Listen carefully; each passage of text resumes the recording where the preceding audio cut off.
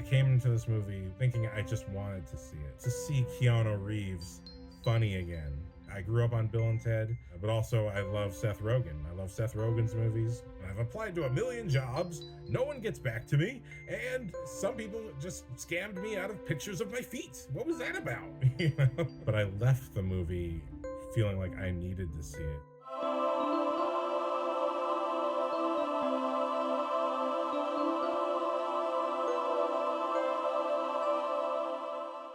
Aloha, movie nerds, dorks, and weirdos. Welcome to New Movie Tuesdays. I'm your host, Matthew Salanoa, and I've had the pleasure of watching Good Fortune, written and directed by and starring Aziz Ansari as Arj, a struggling video editor, just slumming it, trying to survive in Los Angeles. He is unemployed, working for DoorDash, or not really DoorDash, it's Foodzer in this movie, and doing basically TaskRabbit in the movie. It's called something else.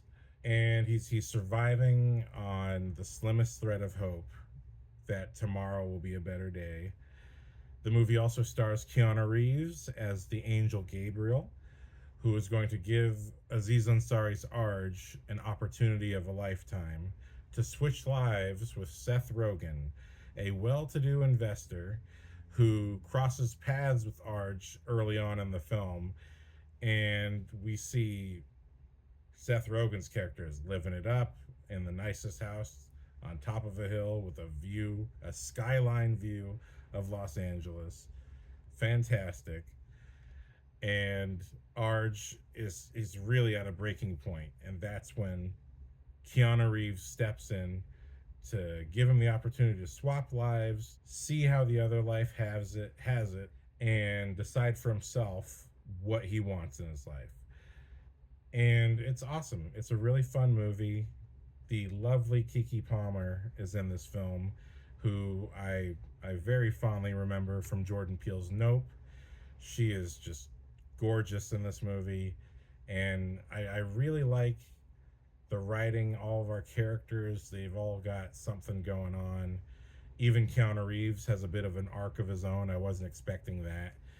And Seth Rogen, it's such a classic Hollywood comedy, because I like to think of this as sort of today's Trading Places, but kind of like if it was made in the 90s or early 2000s. It's really got that kind of 90s movie spirit of, here's a real life scenario. This is young man struggling to make it. He's not even making ends meet. He's living in his car. Stuff that people are going through in droves right now. And I feel it, dude. I really feel it. I'll get to my personal reasons why later. But for now, what I can say is this was a great time at the movies.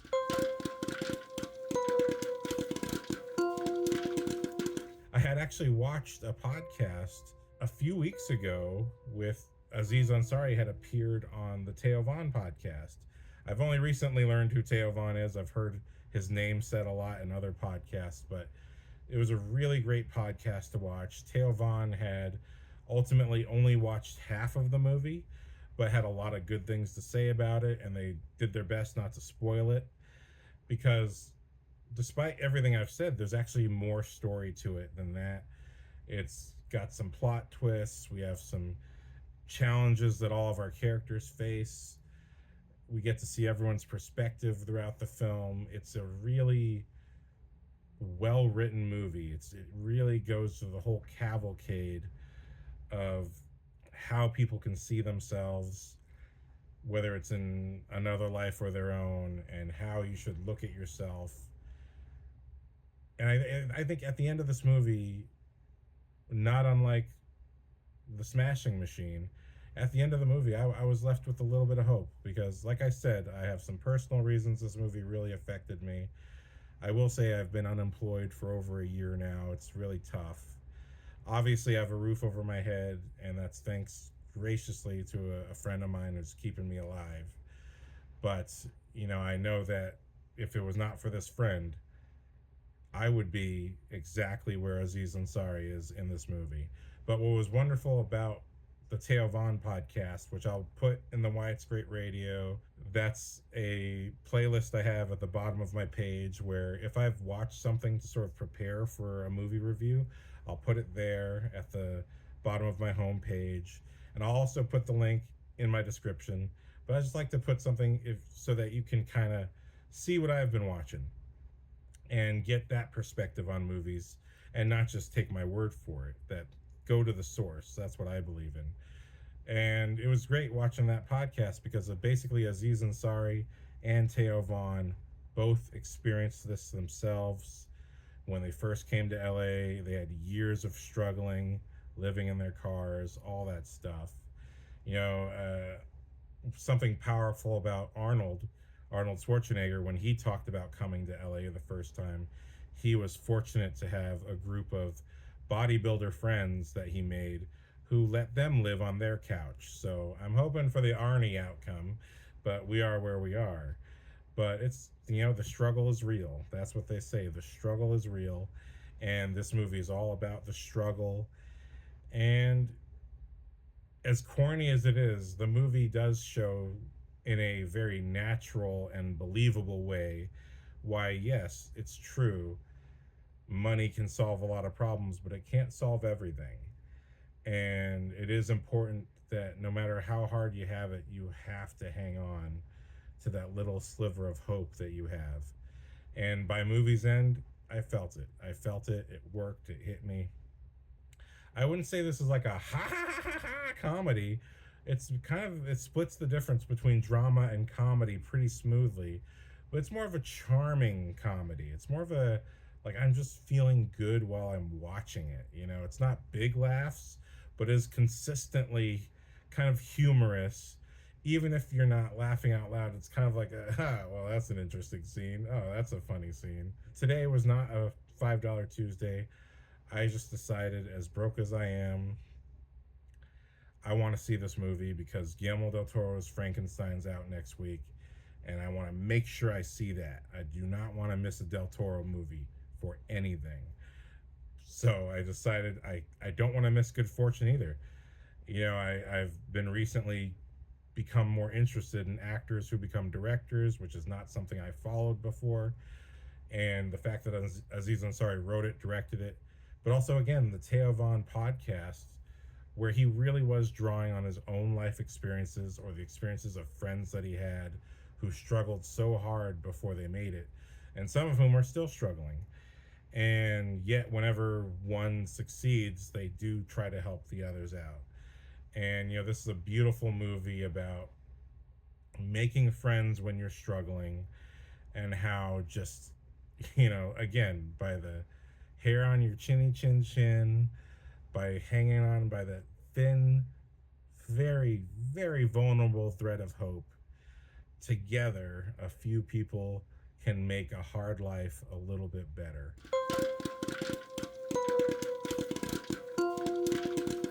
It just hit me where I'm at. I really related to it. Obviously, I'm not living in my car, but just the fact of just being out of work, not feeling like you're getting what you're worth, and feeling like maybe you never ever will, and that you just want to give up.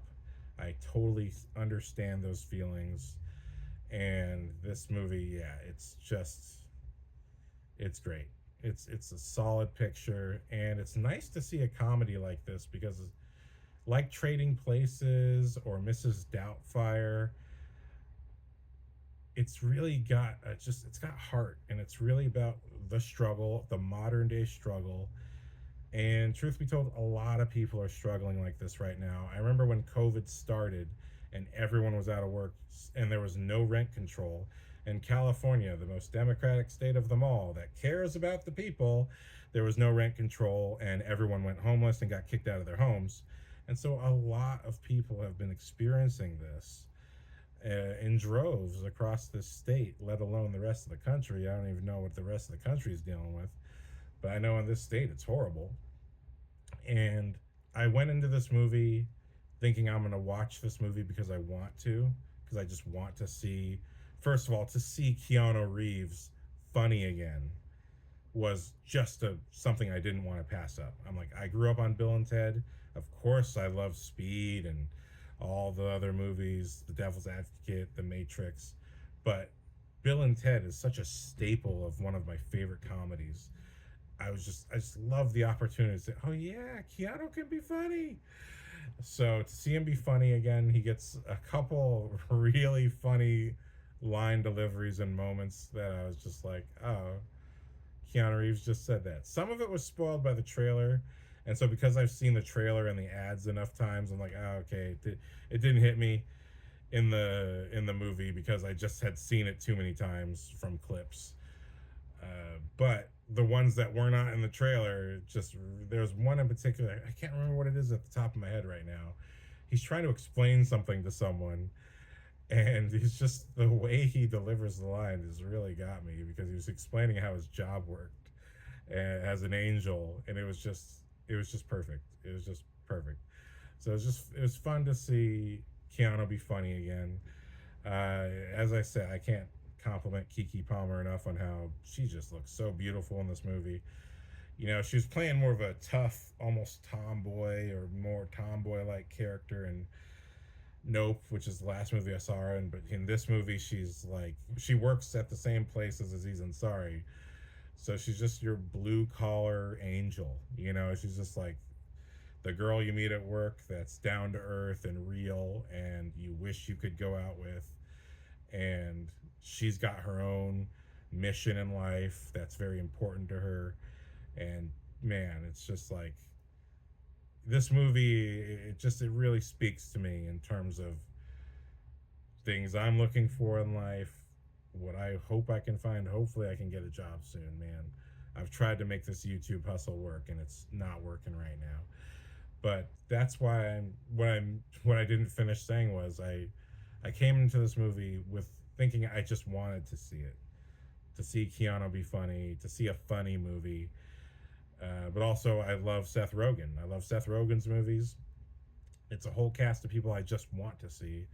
But I left the movie feeling like I needed to see it. Like I needed to see someone struggling so hard, as I understand, because I've been through all of that too. Before this, I was living with my parents, and even then, I was door dashing and lifting, and just I was not one of those people making hundreds upon hundreds of dollars a day. And even those people were working 8 to 10 hour days just to make what you would make at a regular job per day. And somehow, yeah, I don't know, they were just better than me, I guess. But I was the Aziz Ansari. I was the Seth Rogen in this movie where it's like, damn it, I didn't get there fast enough. They gave me a low rating, or damn it, I got another parking ticket because I had no choice but to double park to pick up this food. I've been through all of that, and it was ridiculous. It was so ridiculous, and yeah. So this movie just really hit me right where I'm at. It's like you're a filmmaker, you have a degree, you know you're skilled at what you do, but no one wants to hire you, and it's a challenge. It's rough, you know. So yeah, I just think this movie is something that people should watch, not just because it's a good funny movie, but because it's talking about real life and just what people are going through, and without getting political at all. There's no political angle to the movie, but you're just seeing the struggle that's important to acknowledge that people are going through. Because I think one of the problems with social media today, even me, even I present this, like even I do this on YouTube, Instagram. I don't tell you about my problems. I just try to be upbeat and happy. But the truth be told, there's a whole nother story when the camera's off. I'm supposed to make this very chipper, positive movie review for you, and I cannot deliver today. You're just gonna have to get the real me. Sorry. Ay, ay,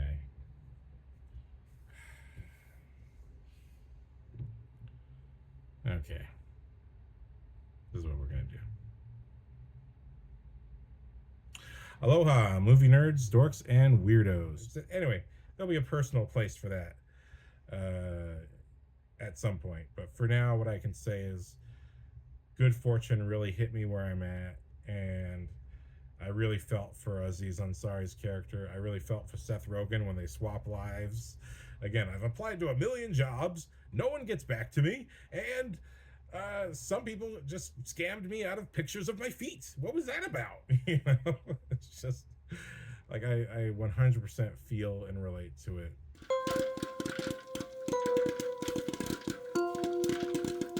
And I hope everyone goes to see it because it's nice to have a comedy that's not. You see, this is why people have false ideas about other races and about other people that they don't know, because most comedies are just so stupid, and they're about people who don't have problems, and somehow people who don't have problems are supposed to be funny because they just get in hijinks. But here's a movie that, like Dumb and Dumber, it has that stuff. It's about people who are not living great and they want more out of life. And let me tell you one thing, like, my whole channel, my whole goal for this podcast is to speak about movies as a filmmaker. And what a filmmaker is just a person, a real life person who has a perspective on life and shares that with you. And they share that with you through their characters. And as I said with the Theo Von podcast, this was Aziz Ansari sharing his own life experience before he ended up, having some success. And let me tell you a bit about what makes a comedy movie great. Why does one comedy work and another one just fall flat on its face? Let me tell you a bit about what makes a comedy movie great. What makes Dumb and Dumber work?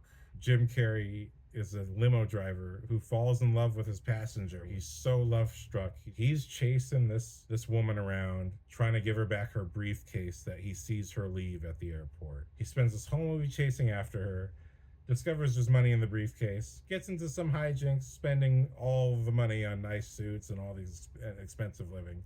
But all of this happens because he's chasing her and pursuing her for love and wants to look good for her and impress her and get her attention. Why does it matter so much to him to have her love? Why does it matter? Why does he go through all of this to chase love, not knowing whether he's going to get it or not? Why does it mean so much to him?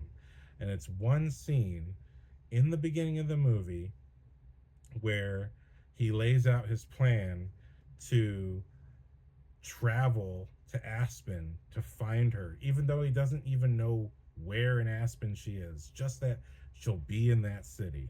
Jeff Daniels, who's his best friend, says, "Why are you going to do this?" And Jim Carrey has one of his best performance moments of all the movies where he's saying, "Because I'm tired. I'm sick and tired of having to eke my way through life. I'm sick and tired of being a nobody. But most of all, I'm sick and tired of having nobody." In a couple lines, Jim Carrey conveys a lifetime of struggle to survive. I'm tired of having nothing, I'm tired of being nobody, and I'm tired of not having anybody. In just a few lines, he defines his life struggle and this aching within himself to have someone in his life that he loves. This one girl represents all of his hopes to have exactly what he wants in life, which is to have someone love him back. If he's going to have nothing, can he at least have someone love him back? At the end of the movie, he gets his answer. "Tell me, is there a chance?" And she says, 12%? "You're saying there's a chance." And it's all worth it to him to get that answer.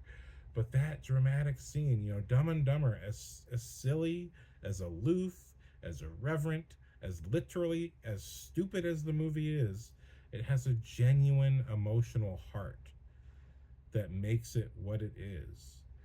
And that's what Good Fortune has.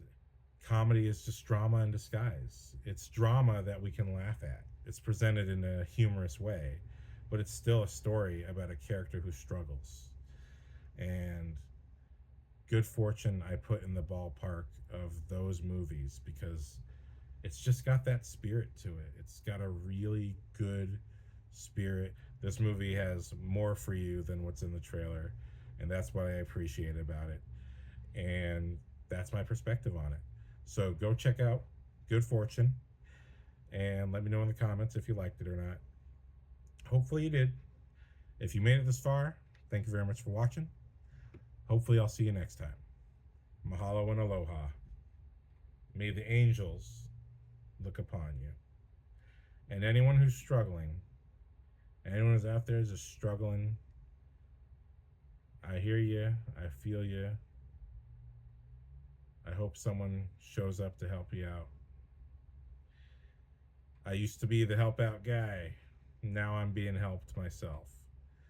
So, good luck out there.